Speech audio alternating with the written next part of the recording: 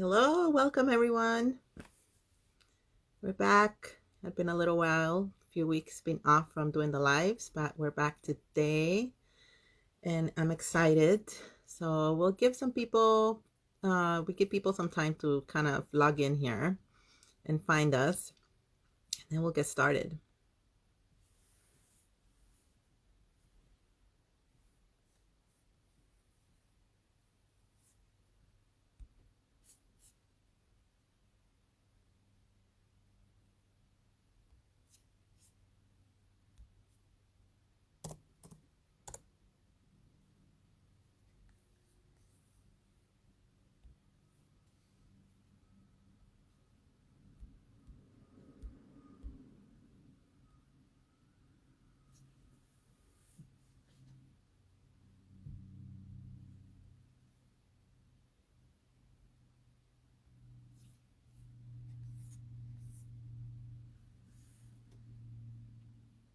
All right, so let's get started.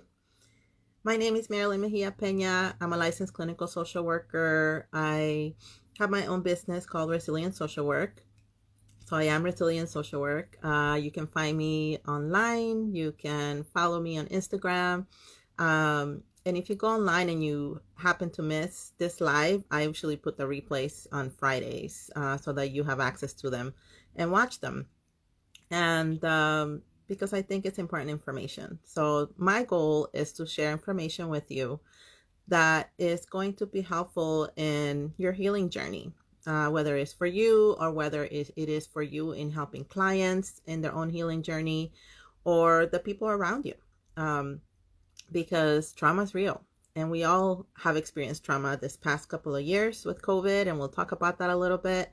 But today the focus is going to be mostly on mental health, and it's going to be on the impact of trauma in foster care, since, we are celebrating Foster Care Awareness Month and Mental Health Awareness Month.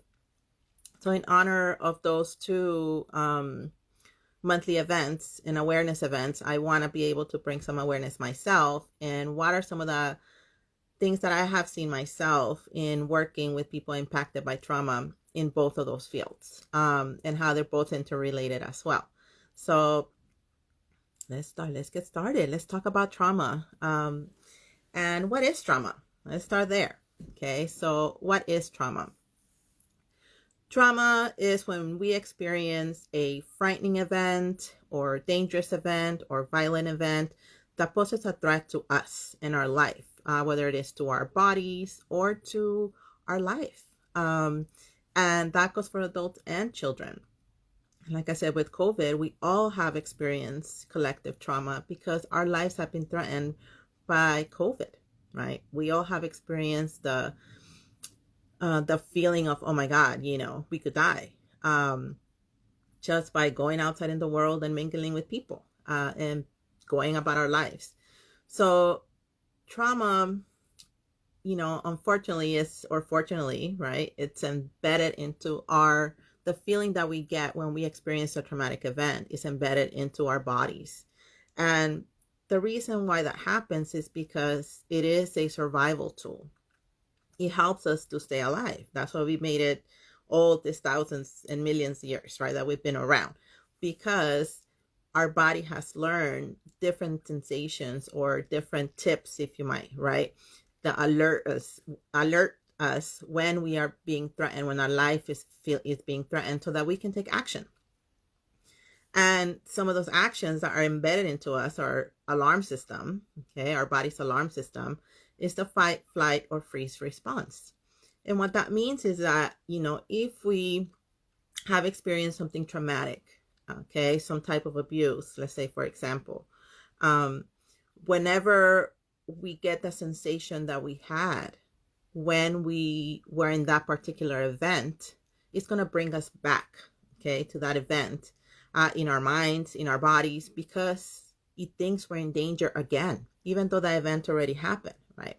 But it thinks that we're in danger again, and it's going to bring us back to that space of wanting to seek safety. And in that journey of wanting to seek safety, sometimes we're going to apply the things that we did to stay alive during that particular event that threatened our life. And if that event, like I said, was abuse, and the way for us to protect ourselves was to run away, then when we are having that sensation in our body because somebody says something that threatens us in some way or that reminds us of that event, we are going to maybe want to run too, right? And avoid.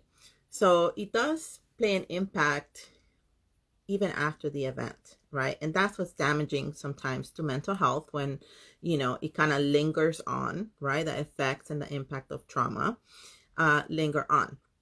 But that's sort of the basics of how trauma sort of works, okay? So again, trauma is experiencing an event that threatens our lives or our body in some way, or witnessing as well the event of a loved one's life being threatened in some way.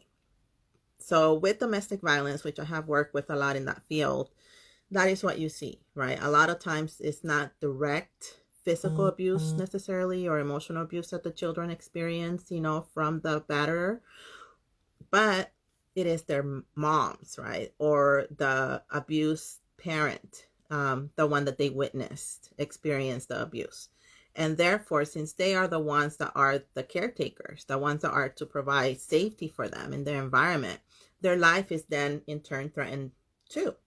So they didn't experience the trauma themselves or the abuse themselves, but by seeing their parent being abused, what happens is that they therefore are traumatized themselves and are impacted by the abuse, which I think a lot of people sometimes think, well, nothing happened to them. Well, that's not necessarily true, because maybe nothing happened physically, but maybe something happened here, right? Mentally, because they saw it and therefore are impacted in a way that their thoughts are sort of changed. Their body structure, and the way that their body responds to a feeling that they have when their mom's life is being threatened or their dad's life is being threatened, then they're going to go there, right? To that particular event again. So we may need sometimes extra help, right? From other sources, from a therapist, from a group, from a teacher, from a loved one. That's going to help us process that particular event and help us cope with it. So a lot of times what I see also with trauma, is that people go at their own pace. And sometimes that's really hard to understand as a parent or as a partner, because we want people to just bounce back, right? It's like, I was able to do it. Why can't you just snap out of it, right? And the answer is because everybody's different. We all have different coping skills that we learned from our loved ones when we were growing up, and the way that we were raised to cope with our feelings and to deal with strong emotions makes a big difference on how we cope with something that's traumatic or something that really was impactful to us. So some people have, more tools in their toolbox to be able to cope with those difficult feelings or confusing feelings or strong feelings. And some people don't, right? Some people are very limited in their toolbox because they didn't learn them. So they might have a harder time. So even though maybe the same family experienced the same event, let's say, for example, a car crash, everybody in their family is going to go through their own journey of healing because we are all different, even though we are in the same household and even though we may have had similar upbringing. So even the children in the same household may go at different paces. Some of them may be, may cope better, right? Because depending on the age that they are. If they're older, maybe they're able to put the pieces together and understand it better. If they're a toddler, their brain, might not get it yet, right? And they may need some help in developing a story that's going to make sense in their brain, that's going to help integrate the information and help them, move on with their lives and not carry this particular trauma all the way to adulthood, because they're going to be able to address it earlier on.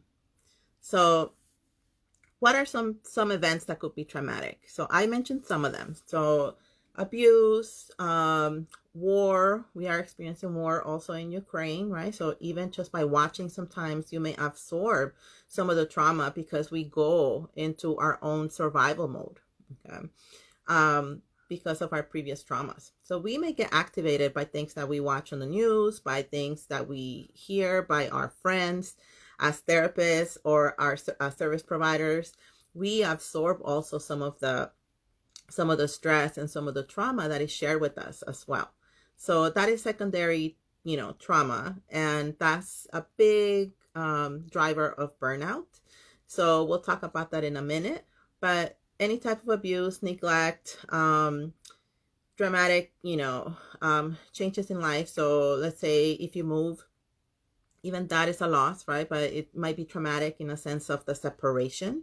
So when it comes to foster care, traumatic separation, so separation from the parents, because it's usually not necessarily a happy event, right? It's difficult. It's a separation that, nobody's expecting. And then here, now we take the child from the mom and dad, and now we place him with strangers that the kids don't know.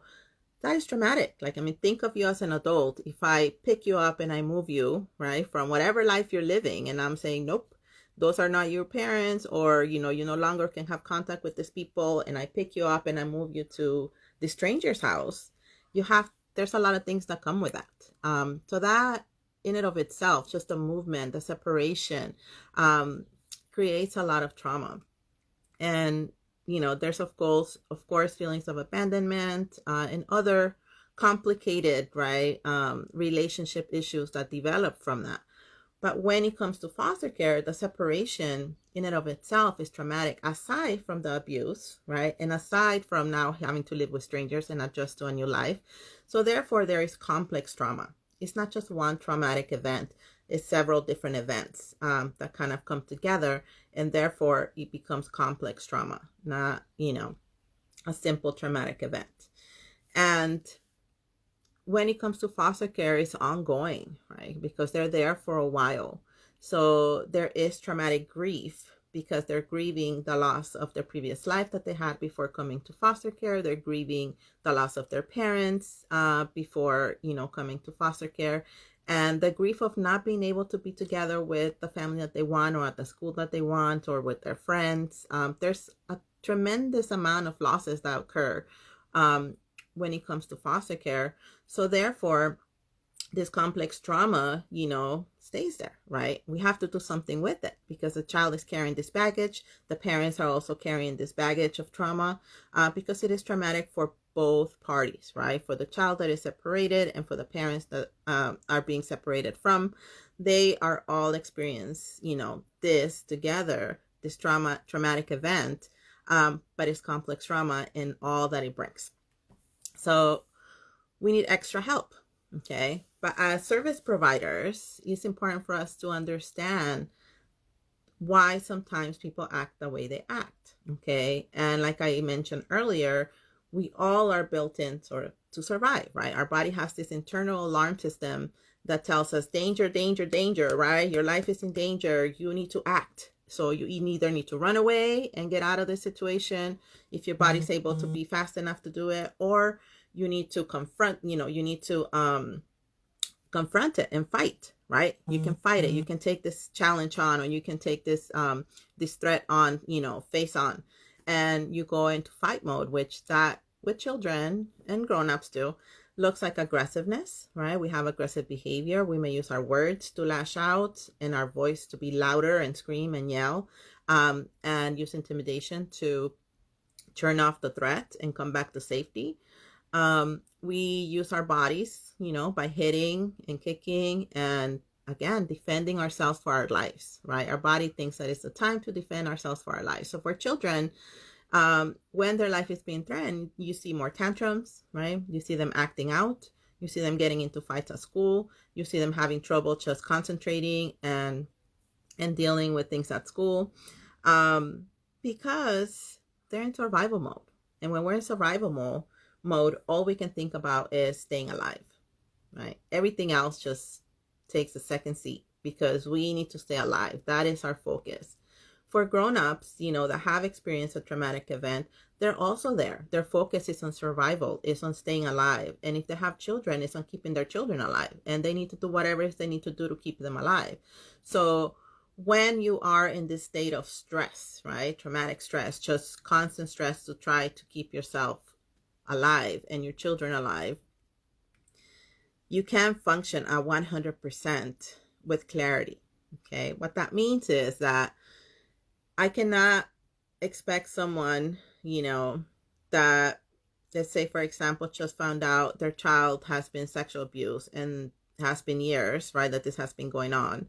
As a parent, that's devastating. That's extremely devastating as a parent, and it disrupts the whole family system. So the whole family's traumatized by it. So if, they're sort of dealing, like I said, in their own journey of healing, right? They're sort of checked out, trying to figure things out themselves. But then they still have this little child they have to take care of and provide support. And the expectation is that they're going to be with it and they're going to do it 100%. And I hope that happens. But I understand too that they're going through their own journey. So they're going to do the best that they can, right, in providing support for this child. And therefore, like I said, we need extra support because the parent is not going to be able to do it alone.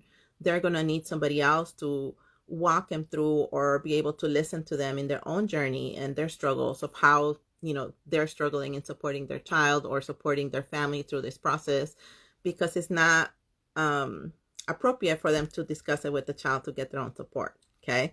And for the child, they're going to need extra support too, because the parent is not going to be able to give them 100% because they're also dealing with their own trauma of the event. So people are forgetful. Okay. So what happens when we are impacted by trauma? Hi. Hello, everybody that's joining. Welcome. We're just right in the middle of talking about trauma and foster care and kind of what trauma looks like in behavior. So what does it look like in behavior? Like I said, when our button of survival is pushed, we are going, again, fight, flight, or freeze, right? We are going to go into those modes. And the way that looks like in real life is, like I said, with kids, with aggressions that are fighters, they're going to fight you, right? They're going to use their body to protect themselves in some way by hitting or by biting or, using their language, right? And using bad words or being loud and yelling. If they are the runners, right? If their body send them to run, they're avoiders. They are going to run away from the event. They don't want to deal with it. Okay. They're the ones that, you're trying to have a conversation with and you're trying to schedule a meeting and it's like, nope. They keep postponing and postponing because they don't want to have the conversation. Conflict, is a threat. And therefore, they're going to avoid it at all costs because their body's telling them that their life is at stake, even though it may not, right? It's a false alarm. And that's what happens sometimes when we are threatened by trauma, is that our mind thinks, because remember, it's in our body, right? Our mind and our body thinks that we are again in that specific event because the body sensations that we got from that conversation of, oh, I need to meet with you at 3 was like, oh my God, you brought us back to that particular event that caused us trauma. And it's going to go there.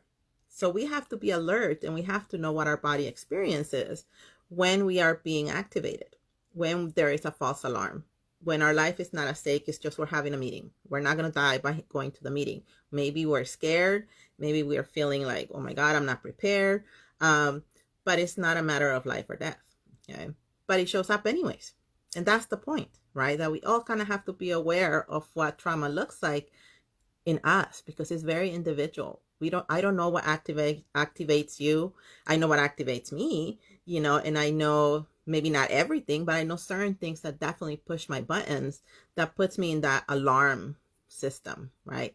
And my button is very sensitive when I'm there. So I have to be over aware to be able to recognize it and then say to myself, I'm not dying. This is going to pass. It's going to be okay, right? Whew, and take a breath, to be able to collect myself, do a grounding technique to bring myself back so that then I can go and take care of whatever it is, right? Confront the situation in a way that is not going to be hurting anyone else or hurting myself because I'm, again, either avoiding or keeping it to myself, okay? The freeze one, okay? Freeze one is interesting. And if you've ever seen somebody that's in freeze mode, It's kind of trippy because they're there in body, but they're not there in mind. And they have just this kind of blank stare. Um, and they're sitting there and they look like they're listening, but they really aren't. They really aren't listening. If you ask them later on, something that you said, they're like, I wasn't there. I don't know what you're talking about, right? That conversation never happened because their body took them to a place where they can be safe, right? Their mind could be safe and not experience the trauma or the pain that they thought was going to come by having this conversation. So that one, it's a little bit harder, I think, to recognize sometimes because, people tend to just be quiet and it seems like they're listening, but it's truly looking into their eyes. Like, are you really here with me? Right. And we may have to check in with them and say, are you listening? Are you here? Because they're completely checked out. And it's not something that is on purpose. It's an automatic response that we have of survival, right? It's a survival tool that we have developed to keep us alive up to this point, right? And to keep our generations coming. So sometimes those tools that we learn to keep us alive during the traumatic event are no longer necessary, but they stay on. So we have to learn again to recognize them when they're there so that we can turn it off. So how do we turn it off, right? How do we turn the response off?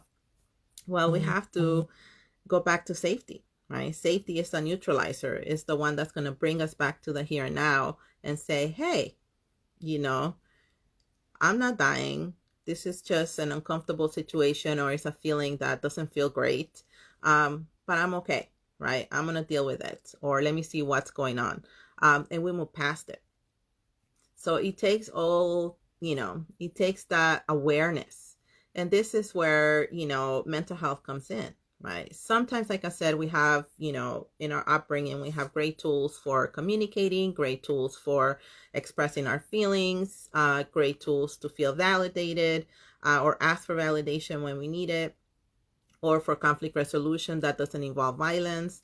But sometimes we don't. And if we don't have it, then we have to learn that. And we have to seek that information from somewhere. So again, we link with the therapist, or we link with the group, or we link with some sort of workshop, that's going to help us recognize our own buttons, or how to deal with our buttons and how to turn them off, because we all have them. It's a survival response that's embedded in us. And because we all have been through trauma. And if it wasn't us, it was our parents, or it was our great-grandparents and their parents. So it's passed on from generation to generation as well.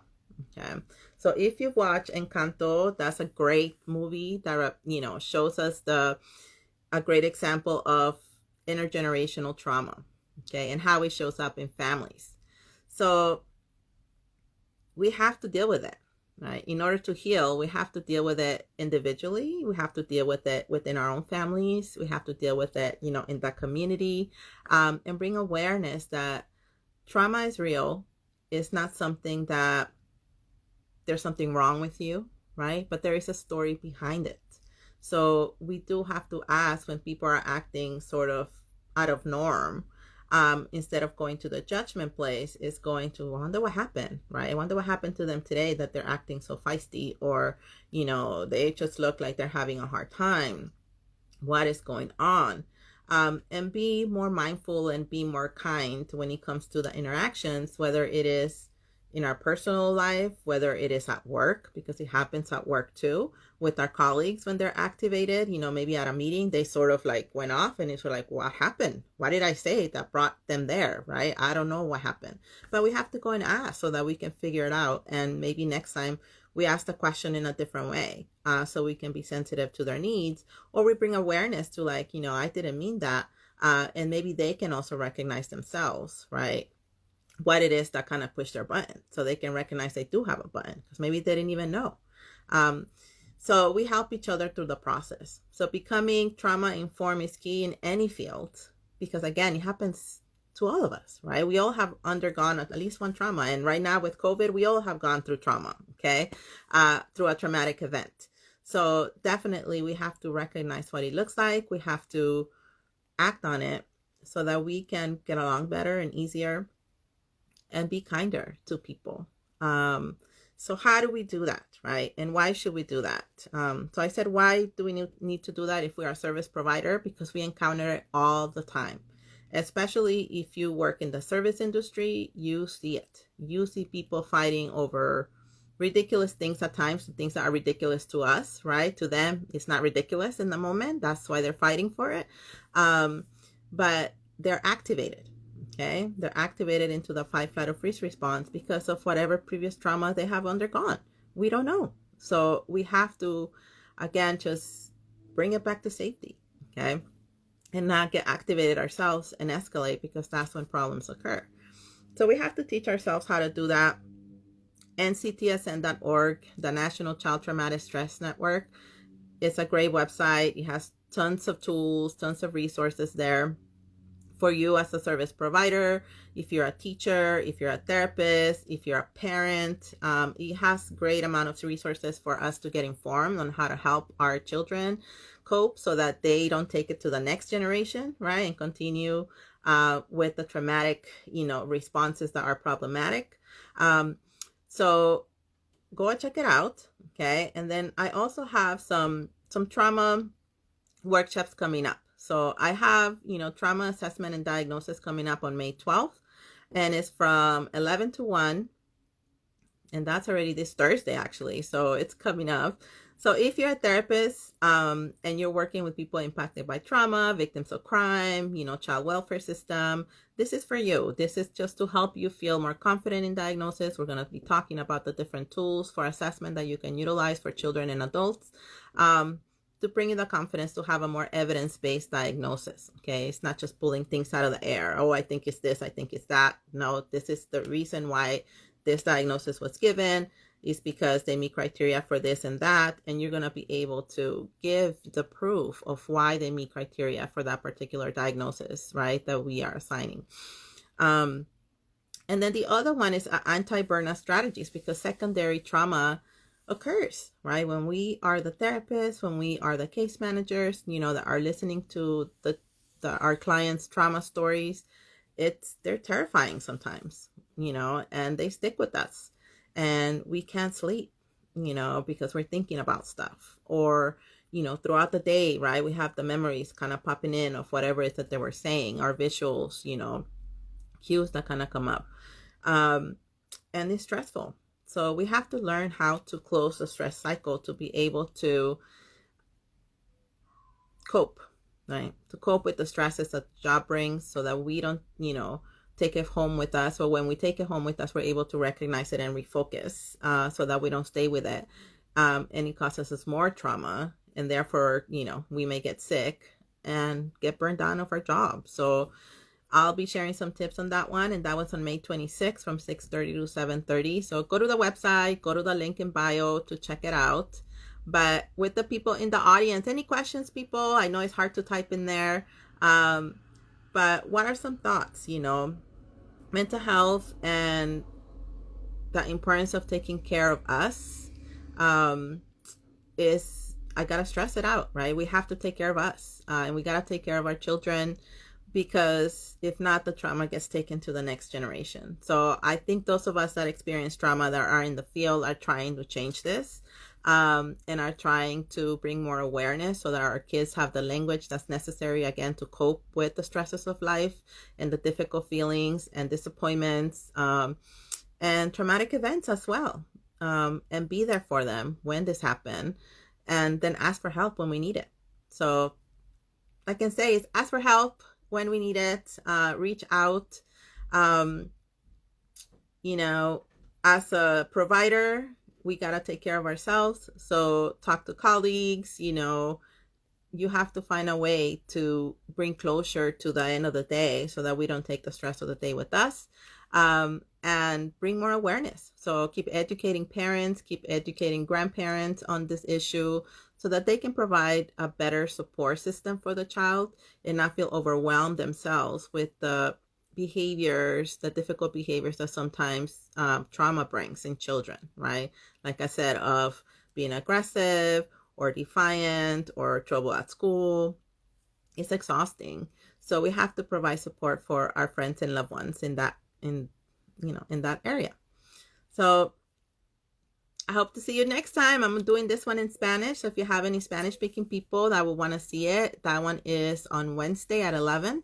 And I hope to see people there as well. But thank you for joining today, Rosalba. And I see, what is this? Let's see. Tupoyo. Oh, yes, I know who that is. Okay. And Families Uniting Families. Thank you so much, everybody, for joining in. And I'll see you at the next one. All right. Bye.